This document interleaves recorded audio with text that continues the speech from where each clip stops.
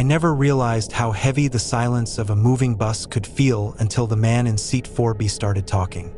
It was 3 in the morning, and the interstate was nothing more than a black ribbon cutting through the empty, lightless plains of the Midwest. Most of the passengers were slumped against the cold glass of their windows, lost in the rhythmic vibration of the engine. But I was wide awake, staring at the back of the seat in front of me. That was when the whispering started, a low, rasping sound that seemed to crawl over the upholstery and settle right in my ear. He didn't turn around at first, he just sat there, his silhouette perfectly still against the dim blue glow of the floor lights. Why would a complete stranger know that I carry my mother's old silver locket in my inner jacket pocket, the one with the broken hinge that I haven't told anyone about? The bus driver was a silent shadow behind the plexiglass shield, his eyes fixed on the road, oblivious to the fact that the atmosphere in the cabin had shifted from weary travel to something far more predatory. I tried to shift my weight quietly, hoping to move further into the corner of my seat, but the leather creaked under me like a warning. The man in 4B leaned his head back against the headrest, and though I couldn't see his face, I could feel the intensity of his focus directed straight at me. He asked me if I remembered the red car that had followed me for 3 blocks before I reached the station, his voice sounding like dry leaves skittering across pavement. How long had he been watching me before I even stepped onto this bus? And more importantly, what did he intend to do now that we were trapped in a metal tube traveling 70 miles per hour through the middle of nowhere? Every time the bus hit a pothole, the interior lights would flicker for a fraction of a second, casting long, distorted shadows down the aisle. I reached for my phone, my fingers trembling as I tried to unlock the screen, but my heart plummeted when I saw the no service icon in the top corner. We were in a dead zone, a vast stretch of land where the towers didn't reach, and the realization made the cabin feel suddenly much smaller, like a coffin on wheels. The man began to describe the layout of my apartment, mentioning the way the 3rd floorboard near the kitchen sink squeaks when you step on it at night. He wasn't guessing, he was reciting a map of my life, a map he had clearly walked through while I wasn't home. The air in the bus felt thick and recycled, making it hard to draw a full breath as I wondered if anyone would even hear me if I screamed.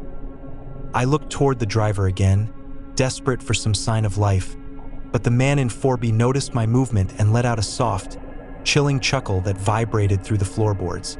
He told me that the driver wouldn't be stopping for another 2 hours, and by then, the plan would already be in its final stages. What kind of person spends weeks learning the intimate, boring details of a stranger's existence just to use them as a psychological weapon on a midnight bus ride?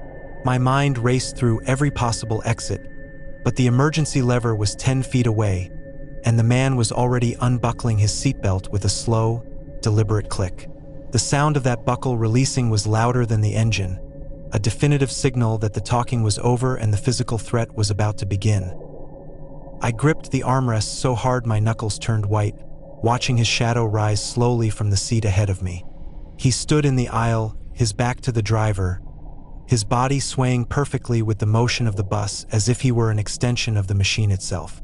He didn't look like a monster, he just looked like a man in a dark coat, which somehow made the situation 1,000 times more terrifying. He leaned over my seat, his face still shrouded in darkness, and whispered that he liked the way I looked when I was scared, just like the night he watched me through the bathroom window.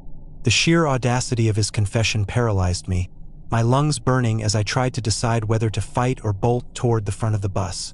The bus suddenly swerved as the driver avoided a piece of debris on the road, sending the man stumbling against my knees.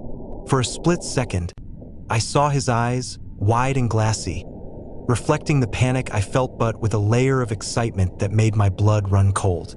He didn't apologize, he just gripped the top of my seat with fingers that looked like claws, leaning in so close I could smell the stale coffee on his breath. He asked me if I thought the people sleeping around us would wake up in time to help, or if they would just assume we were friends having a heated argument. It was a calculated question, designed to remind me that even in a room full of people, I was completely and utterly alone. I realized then that he wasn't going to attack me in the open. He was waiting for the bus to slow down, waiting for the moment the doors opened at some desolate rest stop.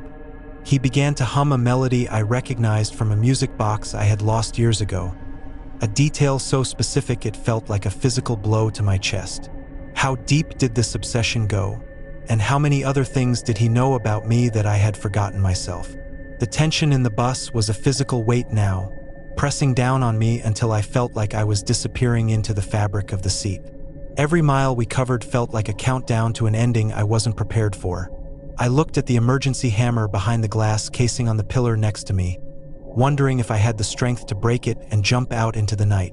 The man followed my gaze and shook his head slowly, a mocking smile playing on his lips as if he were reading my thoughts like an open book. He told me that jumping would only make the hunt shorter, and that he preferred the long game, the way the fear builds up until the heart can't take it anymore. The bus began to decelerate, the whine of the engine dropping an octave as we approached a dimly lit exit sign in the distance.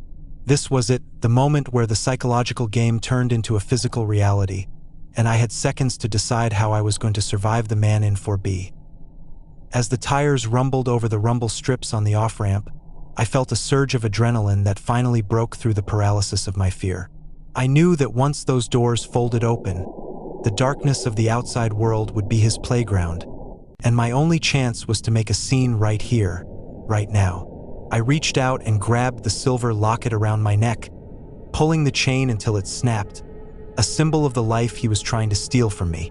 He reached for my throat, his movements blurring in the shadows, and I realized that the nightmare wasn't just beginning, it was reaching its crescendo.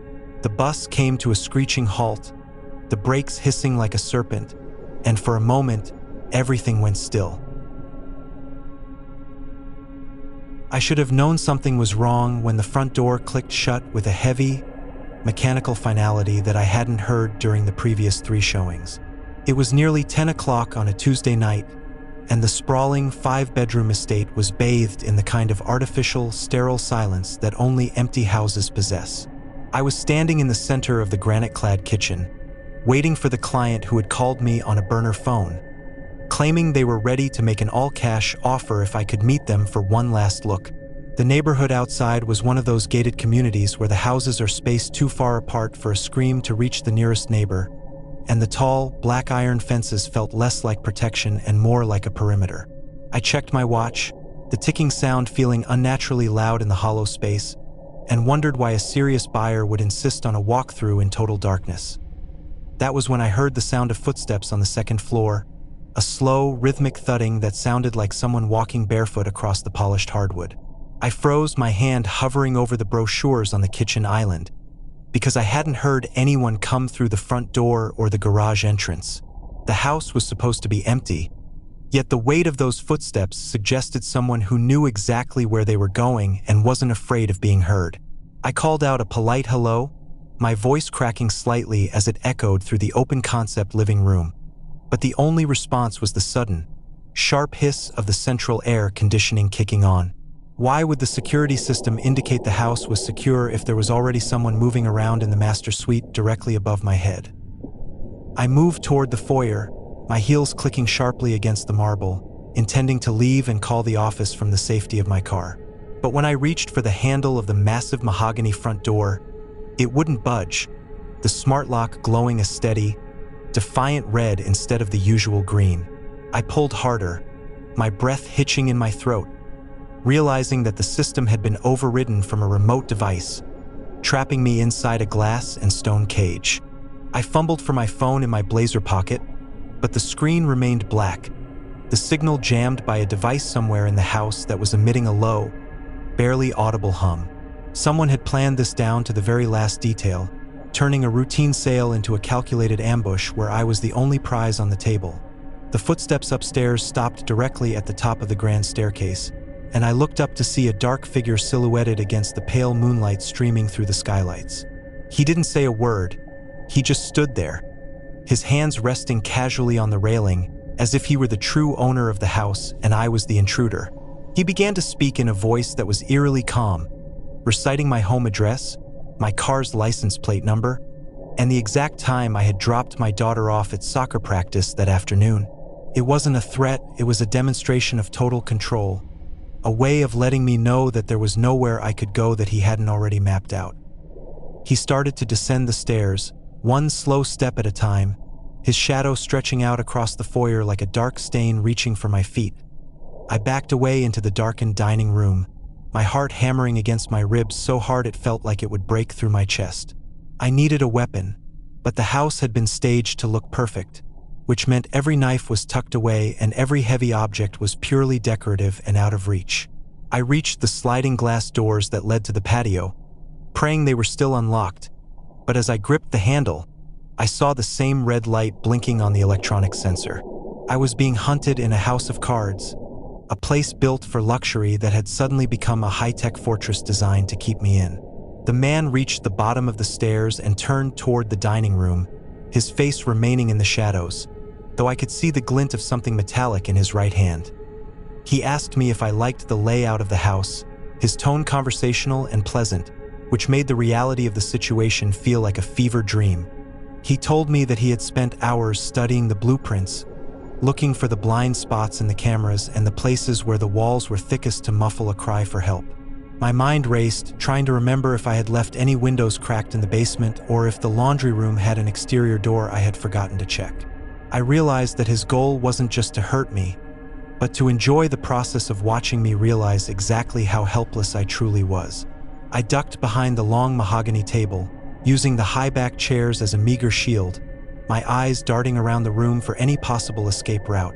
The man began to move around the perimeter of the room, dragging the metallic object against the wall, leaving a long, jagged scratch in the expensive wallpaper.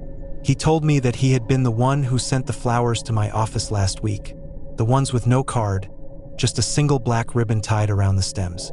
I remember throwing them away, thinking it was a mistake, but now I realized it was a marker, a sign that the hunt had already begun long before I stepped into this house. Every time I moved, he moved, mirroring my steps with a terrifying precision that suggested he could see me perfectly in the dark. I felt a cold draft coming from the hallway leading to the basement, a small sliver of hope that perhaps one door had been overlooked in his sweep.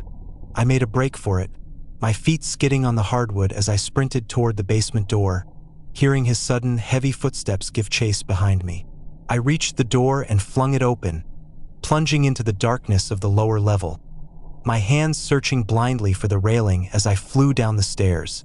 I could hear him laughing, a sound that was devoid of any real emotion, just a cold, hollow noise that echoed off the concrete walls of the unfinished basement. I ducked behind a stack of leftover drywall, pulling my knees to my chest and trying to quiet my ragged breathing so he couldn't track me by sound. The basement was a labyrinth of shadows and construction materials, a place where the luxury of the upper floors vanished into cold, damp reality. I heard him reach the top of the basement stairs, his silhouette blocking the only light coming from the floor above. He didn't come down immediately, he just stood there, clicking a flashlight on and off, the strobing beam cutting through the darkness like a blade. He whispered that he knew I was hiding near the water heater, his voice bouncing off the pipes and making it sound like he was standing right behind me.